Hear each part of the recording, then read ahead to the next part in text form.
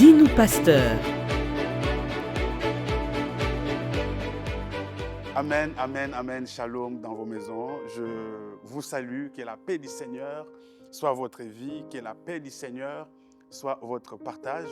Je me présente, je suis Soleil Komissa, pasteur de fonction. Je vis en France, où nous conduisons par la grâce du Seigneur la communauté Splendeur Centre Chrétien dans la ville de Sarcelles. Voilà, que Dieu vous bénisse, que Dieu vous comble, que Dieu vous inonde. Et je bénis tous ceux qui nous suivent à travers le monde, au travers de cette chaîne de télévision qui est suivie de partout. Et que Dieu bénisse les responsables de cette chaîne, les journalistes, tous ceux qui y travaillent derrière les caméras ou comme dans des émissions. Que Dieu bénisse et que cette chaîne prospère davantage parce qu'elle sert pour les intérêts de Dieu, pour les intérêts éternels de Dieu. Alors, je m'aimerais partager avec nous le thème que je m'aimerais aborder avec vous qui me suivez. Et excusez-moi ou permettez-moi de vous tutoyer pour que ça soit plus personnel, que je m'aimerais partager avec toi est intitulé « La victoire dans les combats ». La victoire dans les combats. Il y a tellement de personnes qui pleurent. Peut-être que vous pleurez que pourquoi il y a trop de combats dans ma vie et comment sortir de ces combats, comment en sortir vainqueur. Je veux, d'entrée de jeu, dire à quelqu'un que le combat est vrai et le combat est réel. Oui, est-ce qu'un enfant de Dieu peut-il être combattu? Oui, un enfant de Dieu peut être combattu. Et même c'est le personne le plus combattu, comme nous allons le voir dans la parole de Dieu. Alors, la victoire dans les combats, dans ces combats que tu traverses, dans ces épreuves que tu traverses, ce message est venu pour toi, pour que tu sortes vainqueur de ces combats. Ne zappe pas, ne quitte pas. Pendant ces programmes, Dieu te touchera, le Saint-Esprit te touchera, le Saint-Esprit te visitera. Pendant ces programmes, il y aura quelque chose qui accédera dans ta vie parce que la présence de Dieu est réelle ici présent. La Bible déclare qu'il envoya sa parole et sa parole est guérie. Je crois à la guérison divine. Toi qui es malade pendant ces programmes, Dieu te guérit. Toi qui es captif, lié dans un domaine de la vie, pendant ces programmes, la parole de Dieu te libère. Et toi qui es vide, la parole de Dieu te comble. Et toi qui manques la joie, la parole de Dieu t'accorde la joie pendant ces programmes pour t'apporter la vie. Oui, laisse que le Saint-Esprit te touche et t'apporte la vie de Dieu pendant que tu es en train de nous suivre. La victoire dans le combat. Oui, ce message est venu pour ta famille. Ce message est venu pour ta vie. Dans ces combats que tu traverses, dans ces combats que tu traverses, alléluia, le mot est bien choisi, les combats que tu traverses, parce que traverser veut dire que vous ne restez pas sur place, que vous êtes en déplacement, vous êtes en mouvement, vous traversez pour partir. Oui, c'est ces combats que vous traversez, ces épreuves que vous traversez, ces difficultés que vous traversez, oui, ne resteront pas éternellement. Vous êtes en train de traverser. Je prie que tu traverses réellement cette maladie, que tu traverses ces combats, que tu traverses ces épreuves, que tu es de l'autre côté, là où il y a la victoire, là où il y a la guérison, là où il y a l'espérance, là où il y a ta bénédiction, mais que tu ne restes pas sur place dans cette situation. Oui, Dieu qui accomplit les paroles de ses serviteurs, qu'il accomplit ce que je déclare dans ta vie, et si tu crois que cela t'arrive. La victoire dans les combats, j'ai lu la parole du Seigneur dans le livre de Genèse, le livre du commencement, Genèse chapitre 1, le verset 1 et le verset 2, la Bible dit ceci: « Au commencement, Dieu créa les cieux et la terre. La terre était informe et vide. Il y avait des ténèbres à la surface de l'abîme et l'Esprit de Dieu se mouvait au-dessus des eaux. Au commencement, Dieu créa les cieux et la terre. » Si vous voyez, entre le verset 1er et le verset 2, il y a un vide, il y a un creux, il y a une plage de silence, il y a même un espace vide laissé là. On dit qu'au commencement, Dieu créa les cieux et la terre. Après ce vide, après ces plages de silence, nous constatons que la terre était informe et vide. Vous voyez, on dit la terre était informe et vide. Alors, la question que je me pose, ou que vous pouvez vous poser, la terre était informe et vide, mais il y avait des ténèbres aussi à la surface de l'abîme. Est-ce que Dieu qui est parfait, Dieu qui est puissant, Dieu qui est grand, peut-il faire un monde imparfait, un monde informe, un monde vide, informe et vide, ce qui veut dire tohu-bohi, tohu-bohi qui veut dire la confusion totale. Est-ce que Dieu pouvait-il créer un monde comme ça, dans la confusion totale? Non. Quand vous allez dans les textes originaux de la Bible, au verset 2 où il est dit que la terre était informe et vide, c'est le verbe ayeta qui est utilisé. Le verbe ayeta qui est utilisé, ou le mot ayeta, ce qui veut dire, dans les textes originaux de la Bible, si nous traduisons, ici chez nous c'est dit la terre était informe et vide, mais dans les textes originaux c'est le mot ayeta. Le mot ayeta veut dire était devenu. Le mot ayeta veut dire était devenu. Donc si nous traduisons, ça sera que la terre était devenue informe et vide. N'est-ce pas? La terre était devenue. C'est-à-dire au préalable, au demeurant, avant, le monde n'était pas informe. Le monde n'était pas vide. Parce que Dieu parfait, Dieu le Tout-Puissant, Dieu le parfait ne peut pas créer un monde vide, un monde informe. Donc le monde était devenu. La terre était devenue. Mais pourquoi la terre était devenue comme ça? Qu'est-ce qui a fait que la terre est devenue?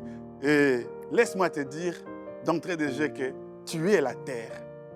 Je suis la terre. Parce que nous avons été tirés de la terre, de la poussière de la terre.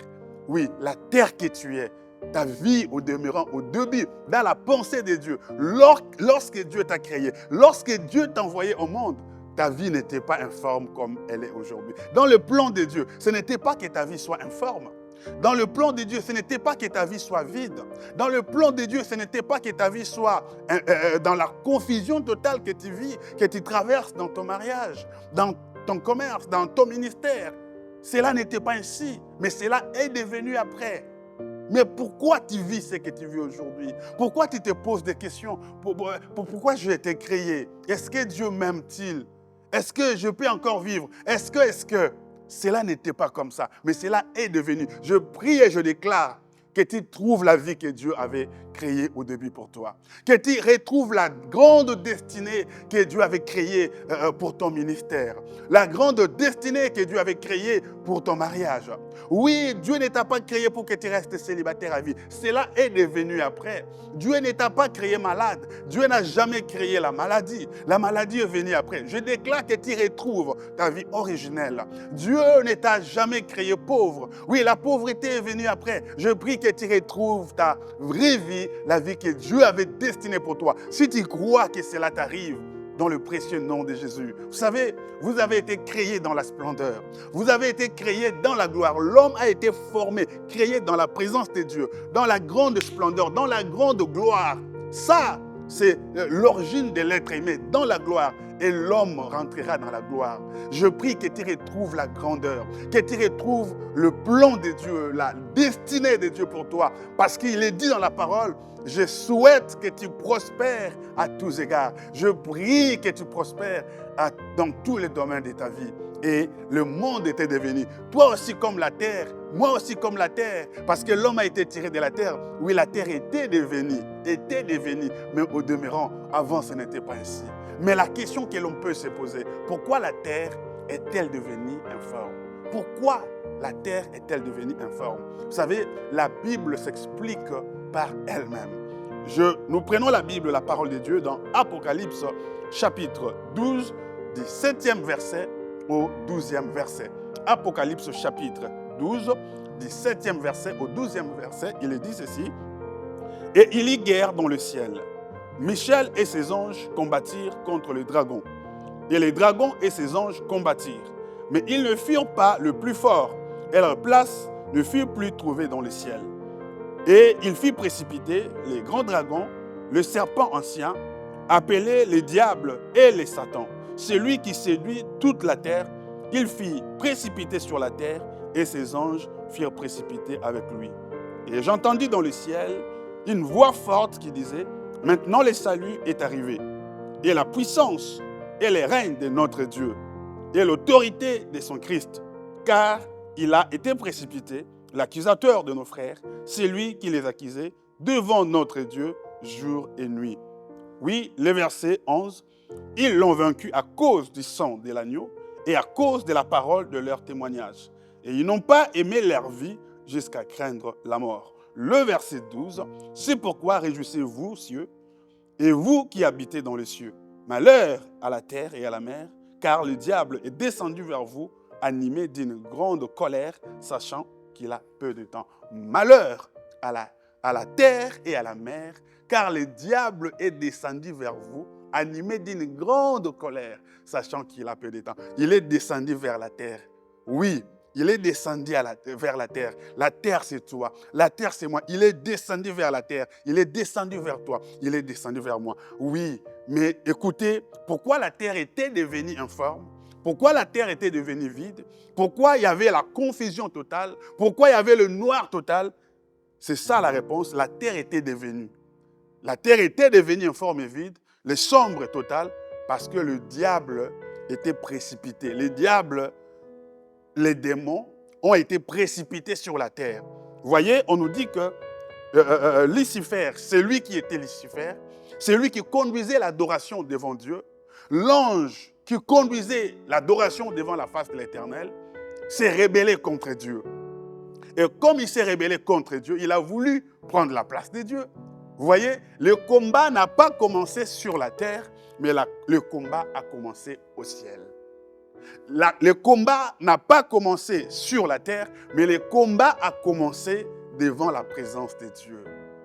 C'est pour te dire que si le combat a commencé devant la présence de Dieu, toi, tu ne seras pas épargné. Si le combat a commencé là où Dieu habite, le combat peut aussi entrer dans ta maison. Si le combat a commencé là où Dieu était, dans ton église, le combat peut commencer aussi. Dans ton foyer, le combat peut avoir lieu. Dans ton lieu de travail, là où toi, tu ne peux pas soupçonner, là où toi, tu ne peux pas imaginer que le combat peut être là, mais c'est là où le combat peut commencer. Vous voyez, l'origine du combat, le combat a commencé au ciel, devant la présence de Dieu. Alors posons-nous la question, si devant la présence de Dieu, le combat peut commencer, à combien plus forte raison dans ta présence, dans ta maison, dans ton église? Oui, c'est pour te dire que le combat est vrai et le combat est réel. Et tu dois te préparer à la guerre. Tu dois te préparer à la bataille.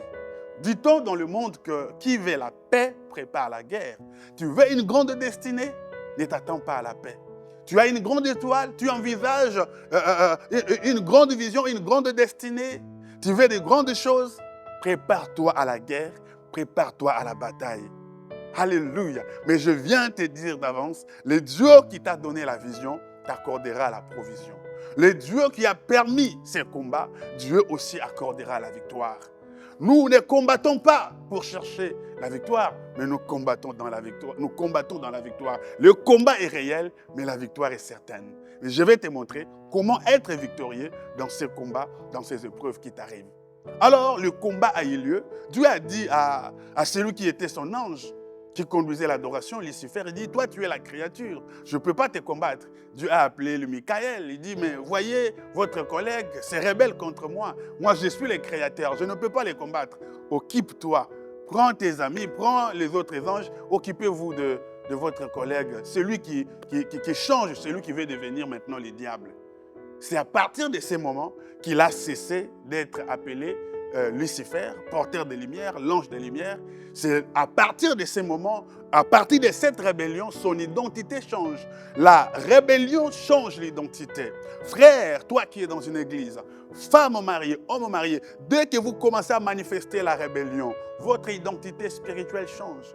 Oui, la façon que l'autre vous voyez change. Oui, partout où il y a la rébellion, ce sont les esprits qui s'élèvent, ce sont les esprits qui se manifestent. Et dès cet instant, il a cessé, à cause de la rébellion, il a cessé d'être l'ange de lumière. Vous savez, la rébellion éteint la lumière qui était en nous. Oui, c'est quoi la rébellion? Si je peux définir, la rébellion, c'est vivre en dehors de la volonté de Dieu. La rébellion, c'est vivre en opposition de la volonté de Dieu. Quand vous ne vivez plus conformément à la volonté de Dieu, quand vous ne vivez plus selon la parole de Dieu, quand vous sortez en dehors des règles de Dieu, vous vivez dans la rébellion. Et quand quelqu'un sort en dehors de la volonté de Dieu, quand quelqu'un ne vit plus selon la parole de Dieu, il y a une lumière qui s'éteint. Homme de Dieu, enfants de Dieu, chers frères, chères sœurs. Oui, montrez l'apparence devant les gens, montrez qu'on est bien devant les gens, c'est bien, mais vous connaissez votre vraie vie. Comment à l'intérieur de vous, vous êtes rebelle? Combien dans votre couple, vous vivez en dehors de la volonté de Dieu? Combien dans vos finances, vous vivez en dehors de la volonté de Dieu? Combien dans votre marche, dans vos activités, vous régnez Dieu? Et dès l'instant où l'on vit dans la rébellion, il y a une lumière qui s'éteint. Il était l'ange de lumière. Il était porteur de lumière. Lucifer, il a cessé d'être l'ange de lumière. Regarde comment les ténèbres s'est abattu dans ton ministère, dans ton commerce, dans tes business. Revois ta marche, revois ta communion avec Dieu, revois ta marche. Tu es devenu rebelle dans ta marche, tu es devenu rebelle dans ta façon de faire. Tu fais des choses contre la volonté de Dieu et cela fait que la lumière s'éteint. Il a cessé d'être l'ange de lumière. Il est devenu, dès ce jour, on commençait à l'appeler le diable. Voyez comment le nom du diable a commencé? On l'a appelé ce jour-là les dragons. Ce jour-là, on l'a appelé les serpents anciens. Même son identité a changé. Quand on ne marche plus dans la volonté de Dieu, quand on se déconnecte de la vraie relation avec Dieu, même son identité change. Regarde ta vie. Avant, c'était mieux. Tout allait comme sur des roulettes. Tout marchait comme sur des roulettes quand tu étais en bonne communion avec Dieu. Quand tu priais bien. Quand tu priais dans la vérité. Quand tu prêchais dans la vérité. Quand tu chantais dans la vérité. Quand tu priais, tu servais Dieu dans la vérité, les choses marchaient comme sur des roulettes. Mais quand tu es tombé dans la compromission, dans l'hypocrisie, toi-même tu sais au fond de toi que les choses ne sont plus comme avant. Et l'identité change. Oui, l'identité spirituelle a changé. Oui, même le nom a changé. On ne l'appelle plus Lucifer, le porteur de lumière. On l'appelle maintenant les diables, les serpents anciens. Tu verras que même là où les portes étaient ouvertes en ta faveur, les portes se sont fermées. Là où les gens t'accueillaient, les mêmes gens qui t'acclamaient commencent à te détester. Là où les choses marchaient en ta faveur, les choses ne marchent plus en ta faveur parce que l'identité a changé. Comme l'identité a changé, les choses aussi qui nous suivaient avec l'identité de Dieu ne viendront plus. Maintenant, c'est l'identité, notre nouvelle identité, notre nouvelle marque qui nous suivra. Raison pour laquelle tu commences à vivre de cauchemars, de complications, parce que ta nouvelle identité fait que ces choses viennent vers toi. Vous savez, ce que nous sommes à l'intérieur de nous, c'est ce que nous allons attirer. Oui, l'homme attire toujours ce qu'il est spirituellement. Si votre esprit est bien, si votre âme est bien, vous attirerez ce qui est bien vers vous. Alors vous vous posez des questions, mais pourquoi les mauvaises choses ne font que me suivre? Pourquoi les mauvaises nouvelles ne font que me suivre? Pourquoi les difficultés? Pourquoi je rencontre que les personnes pas bien? Oui, vous attirerez toujours ce que vous êtes vous-même. Si vous êtes pourri à l'intérieur, vous attirerez aussi la pourriture. Ah, oui, suis-moi bien. Si dans votre identité spirituelle, dans votre intérieur, vous êtes mort, vous attirerez que des choses mortes, des personnes mortes. Vos rêves seront des rêves de mort. Vos activités seront des activités mortes. Même les partenaires qui s'approchera de toi. Il y a quelqu'un qui est venu vers moi, pasteur, homme de Dieu. Je n'ai jamais été approché par quelqu'un que je désire réellement. Toutes les personnes qui s'approchent de moi, même pour une relation, ce sont des personnes vraiment que je ne désire pas. Je n'ai jamais vu quelqu'un que j'aime, que je peux apprécier, s'approcher de moi. Et en étant dans la cure d'âme, en interrogeant la vie de la personne vivait une vie, la personne vivait dans la masturbation, la personne vivait dans la pornographie et c'était pourri dans son intérieur, malgré que la personne priait, malgré que la personne allait à l'église, malgré que la personne servait Dieu, mais la personne était pourrie dans son intérieur par la pornographie et par la masturbation. Et tout ce qui s'approchait de la personne, c'était des personnes pourries aussi, comme elle, des personnes pas bien. Raison pour laquelle la Bible dit ceci: je souhaite que tu prospères à tous égards, que tu sois en bonne santé. Comme est l'état de ton âme? Quel est l'état de votre âme? Si votre âme est en communion avec Dieu, si votre âme n'est pas dans la rébellion, si votre âme n'est pas est dans la crainte de Dieu, tout ira mieux. Mais si votre âme s'est déconnectée de la crainte de Dieu, si votre âme est dans la rébellion, vous vivez dans les désordres, vous n'êtes plus connecté à Dieu, c'est que votre âme est pourrie. Votre âme est dans la pourriture. Et tout ce que vous attirerez sera la pourriture. Vous êtes comme un aimant. Vous attirez les corps qui ont les mêmes propriétés que vous, comme les mains. Vous allez attirer le même travail selon votre âme. Vous allez attirer le même partenaire comme l'état de votre âme. Je souhaite que tu prospères à tous égards comme l'état de ton âme. Alors, quel est l'état de ton âme? Est-ce que ton âme est-elle dans la rébellion ou ton âme est-elle en communion avec Dieu? Peut-être tu te poses des questions. C'est quoi la source de mes malheurs? C'est quoi la source de mes échecs dans le ministère, dans ma carrière, dans mes relations? Pourquoi j'échoue dans ma vie? Tout dépend aussi de l'état de votre âme. Je souhaite que tu prospères à tous égards, comme est l'état de ton âme. Donc, tout ce que tu auras comme réussite ou comme échec dépend de l'état de votre âme. Mais quel est l'état de votre âme, maman? Papa, maman, quel est l'état de votre âme? Il y a des gens que vous voyez marcher, prier, chanter, mais leurs âmes sont dans des prisons spirituelles. Il y a beaucoup de gens, comme nous allons le voir, suivez ces séries avec le pasteur Soleil Komissa, oui, qui est de la splendeur centre chrétien, moi qui suis devant vous. Oui, suivez ces programmes. C'est une suite de messages. Vous allez comprendre qu'il y a des gens qui prient, il y a des gens qui chantent, il y a des gens qui servent, il y a des gens qui veulent réussir dans la vie, mais qui n'arrivent pas. C'est parce que leurs âmes sont dans la rébellion, parce que leurs âmes sont dans des prisons spirituelles. Quelqu'un qui est dans une prison spirituelle ne peut pas aller travailler. Quelqu'un qui est dans une prison ne peut pas être prospère, ne peut pas faire tout ce qu'il veut, ne peut pas être libre de ses faits et gestes. Raison pour laquelle vous voyez que votre vie ne dépend pas de vous.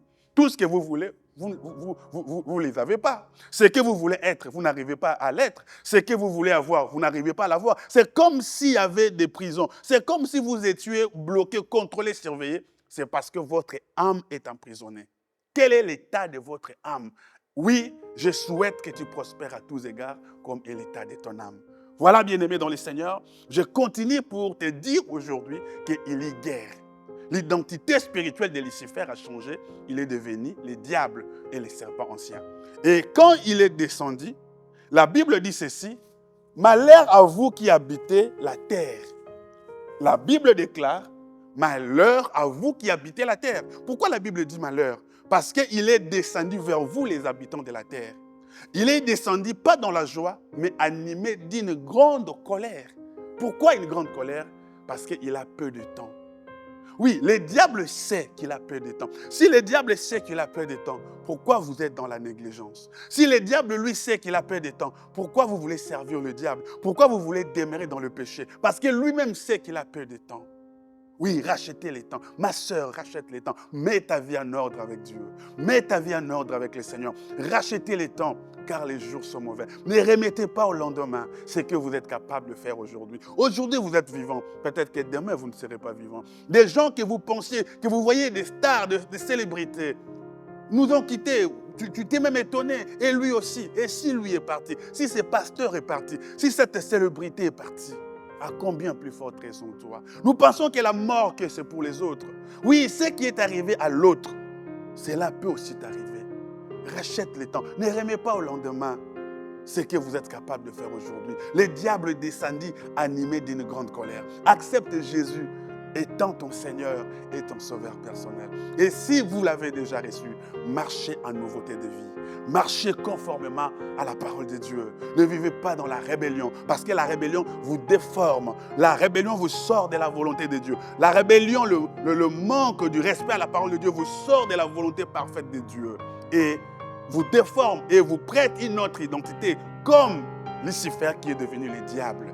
Et il est descendu animé d'une grande colère. Et quand il est descendu animé d'une grande colère, on nous montre maintenant l'extrait dans le jardin d'Éden. On nous montre un serpent. Imaginez-vous, souvenez-vous qu'on l'avait appelé les serpents. On l'avait appelé les dragons. Et raison pour laquelle vous allez voir qu'il y a eu un serpent qui s'est manifesté dans le jardin d'Éden. Vous allez lire chez vous à la maison dans Genèse chapitre 3. Vous allez voir que le Genèse chapitre 3, le verset 1er dit que le serpent était le plus rusé de tous les animaux des champs que l'Éternel Dieu avait fait. Il dit à la femme: Dieu a-t-il réellement dit, vous ne mangerez pas de tous les arbres du jardin? Et la femme répondit au serpent: nous mangeons du fruit des arbres du jardin, mais quant au fruit de l'arbre qui est au milieu du jardin, Dieu a dit, vous n'en mangerez point et vous n'y toucherez point, de peur que vous mouriez. Alors le serpent dit à la femme: vous ne mourrez point. Mais Dieu sait que le jour où vous en mangerez, vos yeux s'ouvriront et vous serez comme des dieux, connaissant le bien et le mal. Voilà, les serpents qu'on nous a parlé, les serpents anciens, les dragons, se manifestent dans les jardins. Il ne s'est pas attaqué aux arbres. Il ne s'est pas attaqué aux animaux. Mais il est allé chercher l'être qui est créé à l'image de Dieu. Dieu a dit, créons l'homme selon notre image. Quand Dieu dit, créons l'homme selon notre image, Dieu a pris son esprit qu'il a mis dans l'homme. Raison pour laquelle quand les serpents, Lucifer, ici, c'est Lucifer qui est transformé en serpent, quand il vient dans les jardins, il ne combat pas les animaux, il ne combat pas les bêtes, mais il combat l'être humain qui est créé à l'esprit de Dieu. Parce que l'être humain, en hébreu, c'est formé de deux mots. Humain vient de l'hébreu formé de deux mots, ces deux mots qui sont humus. Humus qui veut dire la terre et man qui veut dire être esprit ou homme-esprit. C'est-à-dire, être humain en hébreu veut dire un esprit dans un corps. Donc, un esprit dans un corps, cela veut dire que l'être humain qui est dans les jardins, le corps n'était que l'enveloppe, mais c'est l'esprit de Dieu que Dieu avait déposé dans l'homme qui vivait dans cette enveloppe. Donc, comme vous êtes là, vous êtes un homme-esprit.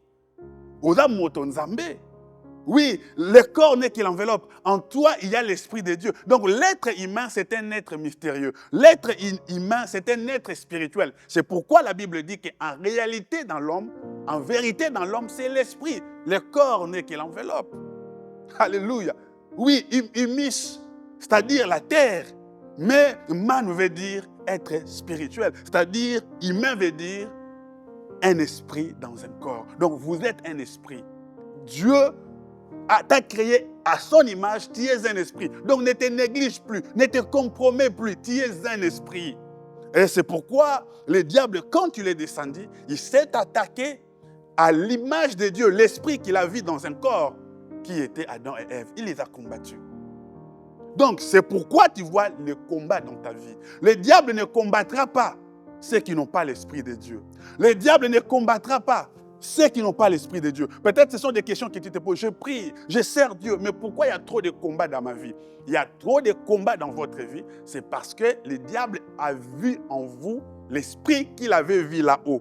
L'esprit de Dieu qu'il voyait là-haut. Le Dieu qu'il voyait là-haut, il le voit en vous. Et c'est ce qui suscite des combats dans votre vie. Ça, c'est l'une des raisons. Je ne dis pas que c'est ça la globalité des combats, mais je dis que c'est l'une des raisons. La présence de Dieu peut attirer des combats.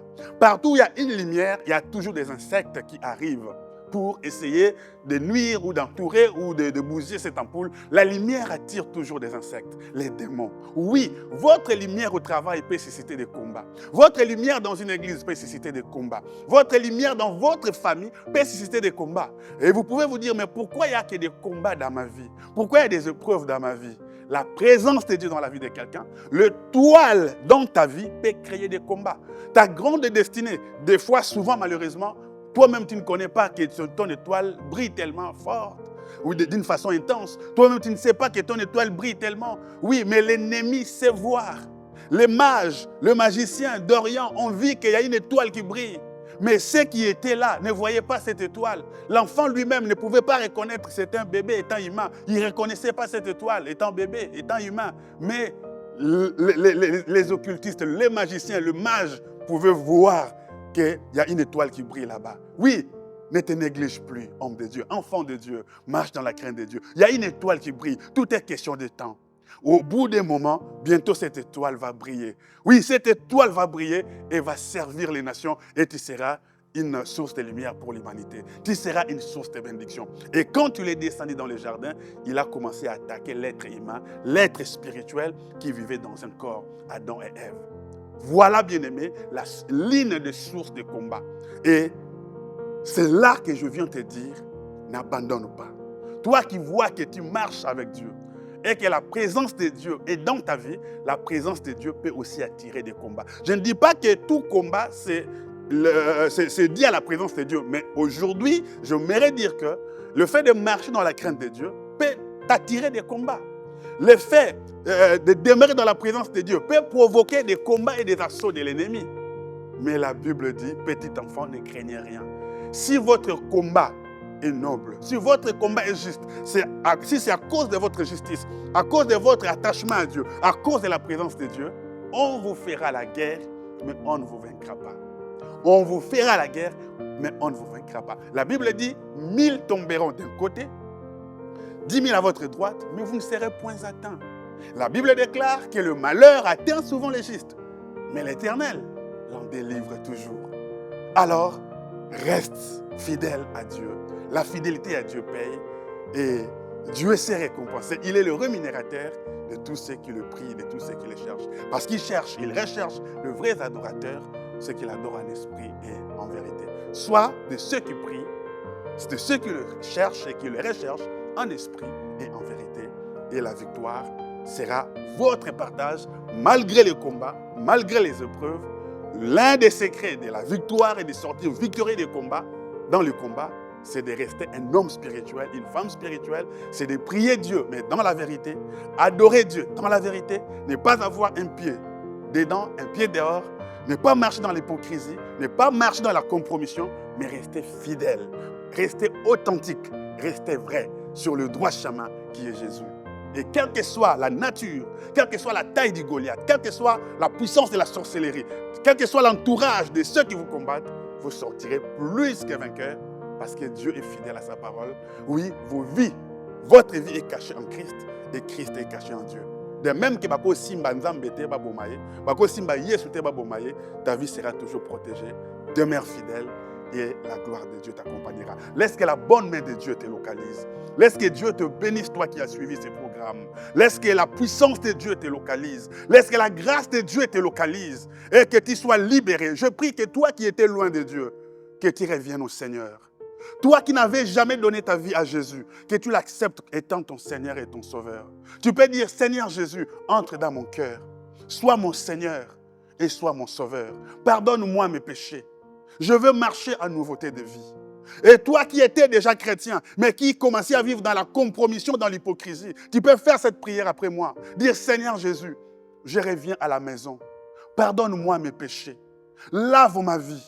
Prends ma vie de saleté et donne-moi ta vie. Donne-moi ta nature. Donne-moi ton esprit. Oui, je prie à ce que le Saint-Esprit te libère de cette vie de péché, de cette vie de compromission, de cette vie d'hypocrisie. Et que ton cœur se rattache au Créateur pour que la vie de Dieu soit ta vie, pour que la vie de Dieu soit ton partage. Que Dieu vous bénisse au nom de Jésus. Et je vous dis bye bye. Je vous donne rendez-vous au prochain numéro. Que Dieu vous bénisse. Dis-nous, pasteur.